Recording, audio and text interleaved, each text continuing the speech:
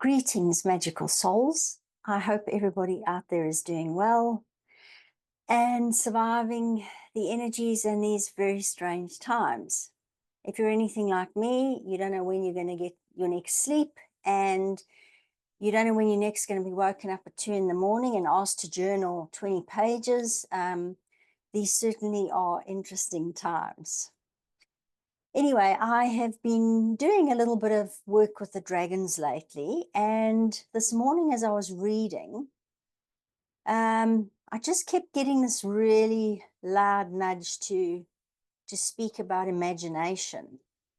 And it got louder and louder and louder until I actually couldn't continue with the studying that I was trying to do with them. And I sat back and I kind of said, well, I've already done a video on imagination. I mean, I think it was one of my first videos, so from late last year. So why would I want to do another one? And they said, no, it's really important to get this message out now. I think particularly because I have more subscribers than I had then and that kind of thing, they wanted me to bring this message forward. So shortly after sort of closing the book and asking the question, I made a couple of notes down here, and now I'm quickly making this video, and I'm going to refer back to my notes so that I don't ramble, because some of you may know that I tend to ramble. So I'm going to try and keep this very short and sweet. So the whole thing with imagination, I will link my prior video to this if anybody wants to go and watch it, but it's probably not necessary. But I had alluded to the fact that imagination is really where everything comes from, because every business, every object, everything that we see around us started as an idea in somebody's mind, which means it came from their imagination. So on that note, the message this morning was that people need to be very, very mindful of their imagination and not dismiss it. So, you know, most of the time we go, oh, that's just in your imagination, it's not real. But the imagination is, the message I got this morning is, the imagination is where a lot of the new things for the new time that we are busy moving into and actually have already stepped into, a lot of the things are going to come from people's imaginations, because the human mind and what we've been living through cannot even conceive of some of the things that we are going to be having or building or creating, because we've been so limited in our thinking. So really, it's really important that everybody is, if you have the slightest little nugget of something that comes through, the advice is to get a journal, to write stuff, to draw things that you see, even if you have no idea how they're going to be made up, where they're going to come from, that it doesn't make sense. It seems so far out there that you just can't even conceive of it. The message was, you will know how to do or make or create or whatever it is with that thing that you have written down or drawn. You will know exactly what to do with that and how to create it when the time is right. So the message this morning was really, really, everybody needs to get a journal. Everybody, if you wake up from a dream, if you wake up like me in the morning where you're kind of just in that sleep state, I call them my waking whispers. That's when I get a lot of information. If you're out walking and you suddenly see something and then you get an idea, anything that's like totally random and that just seems to drop in. The other thing is that because the veil around Earth and almost that, I've always thought of it as like almost like a quarantine type of covering, if you will, that was around Earth, that has been dismantled. And so now it's so much easier for our friends in the unseen realms to actually send us information, and we might not be consciously aware of it. So for those peeps like me that don't channel, maybe on psychic, that kind of thing, the way that they're giving us information at the moment is through these little ideas. And the message is not to discount those, because they are giving us that. So that when I talk about they, I'm talking about our dragons, our guides, our higher selves, our star families, you name it. They are able to more easily communicate with us now. But because they are not here, we are, and we are here in the physical, birthing the new earth, or the original earth, as I like to think of it. It's really important that we bring this into the physical plane, because they can just give us that inspiration. So just the message was really not to discount anything, no matter how wild it seems. If you've got a drawing of something and you go, well, I don't even know what that's made of, I can't see how it would fit together or how I would get it to work, it doesn't matter.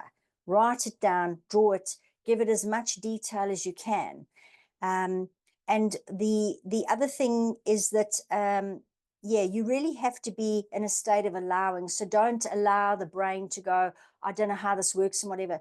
The mind, the human mind is not understanding all of these things, because we're still quite conditioned, and as I said, we've lived in a very limiting way. So it just is to forget about that. It doesn't matter if you don't know how it's going to work. Be in that state of allowing, and just trust as well, that you are going to be given the next steps, or the next little nugget, or the next little piece of the puzzle exactly when you need it. Yeah, so, and the other thing is to feed the imagination. So we all know about the saying that energy flows where attention goes. So if you do have this little seed that is dropped in, fuel it, germinate it, think about it, water it, expand on it, meditate on it if you have to, give it energy, feed it. The message behind that was, the more we give those kinds of things energy, and yes, there was a message to get off your phone and rather think about ideas if you've got a whole lot in a book. So just to really pour your energy into those things, and then the next thing will come in, and the next thing will come in, and the next thing will come in. We've really got to be now starting to direct our energy in ways that is going to serve us, ways that are going to serve us, and that kind of thing. So those were the messages that came in this morning. I did want to say that, it's my opinion that two things are going to happen sort of in this realm. And I guess for those of us that are moving to this new path, and I think that there's going to be, for the things that have no integrity and that are just built on lies, I think those things are going to be eliminated, and they will not exist in the years to come. However, there are some structures in our society that I believe they contain an element of truth, and when they were started out, they were started, I guess, with good intentions, or perhaps, yeah, and maybe they were just organic to begin with, and then they became corrupted and inverted along the way. But it's kind of like the image that I saw when I was wondering about this the one night, is that it's kind of like we can't have everything collapse, and then it's almost like a Mad Max scenario, or one of those movies where there's been an apocalypse, and everything's just burning, and there's nothing left, and there's no food, and there's no water, and there's nothing. It's not going to be like that, I don't think, because we're not meant to suffer anymore. We're not meant to have any more strife. This is supposed to be a return to the organic way that things were meant to be. And so when I talk about the sort of maybe the collapsing of the old, I don't believe that everything is just going to collapse and then there's nothing and then we start building anew. I believe that the things are going to collapse when there's enough of the new to actually break through. And the sort of dream or whatever that I had a couple of days ago was almost like, if you can imagine this, let's just call it a big square building, and let's say it is a school, for argument's sake. And all of a sudden the school is like starting to show signs of wear and that, and the people in it are feeling a little bit uncomfortable, and they don't really want to be there, but they don't know why, all that kind of thing. And then all of a sudden, there's a couple of bricks that start moving out, and it starts really looking quite dilapidated and weather beaten. And then one day it just almost starts to just like fully crumble, and all the bricks start to fall out. And as it's just collapsing, there's this the rubble, and there's smoke, and there's just, you know, and you're standing there looking at it like, wow, you know, now you can just see smoke, and there's just a whole pile of bricks and all the rubble on the floor. But as the dust clears, there is a new structure within. So it's almost like the new structure has been birthed from within the old one. The sense I got was that it was almost like it was underground. So this new school was kind of coming into being, and in it being energized and fed. And then as it shot up through, as it was big enough to now actually take hold, it shot through into the old school. That's what caused the collapse of the old school. But it wasn't that there was just rubble left at the end of that. It was there the new school was standing. And I think that's really why these ideas are so important, because I was reminded of that as I was busy writing this down to do this video. And it was like, remember the dream. The thing is that people need to have these ideas at the ready, even if you don't know how they're going to work, because at some point, as you will know when that's ready, and you'll go, oh, okay, I've got this solution for this. And that'll mean, bam, the old one can come down, because the new one almost has to emerge before the old one can collapse, just so that we are not left with nothing, if that makes any sense. So, and as I say, that's just my opinion. That's what I've kind of experienced and had dreams about and that kind of thing. So when this message came through this morning, I said, okay, I'll share it. So go grab a journal, get lots of pens, and I hope that you get just flooded with beautiful ideas for all the new things that we are about to create and birth on this plane.